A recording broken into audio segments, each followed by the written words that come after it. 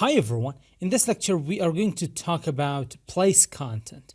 So as with place items, place content is a shorthand for align content and justify content. And that is when we have extra space in our grid container than the size of our actual grid, then we can move around all the grid tracks collectively. So let's go ahead and let's take a look at place content. First, I'm going to say center. There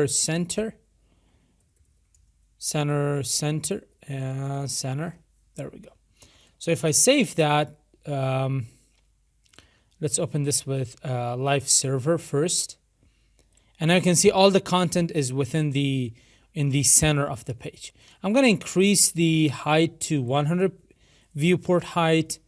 And we are not going to take a look at that. We are not going to activate the grid. So now you can see that all the grid row tracks and column tracks, they're in the center, collectively that is. We could also have place content. Now, there are a different number of combinations that you can come up with. I'm just going to type in a few of them. So center and start. So vertically, they're going to be in the center, but horizontal, they're going to be towards the left. There we go. So we could also have start center, and then start vertically is going to be towards the top and centered horizontally.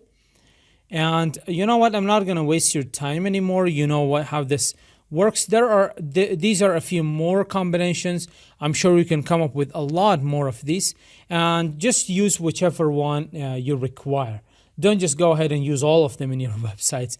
If the situation arises, then you need to use some of them, one of them or two of them, because you need to be able to solve a problem with these.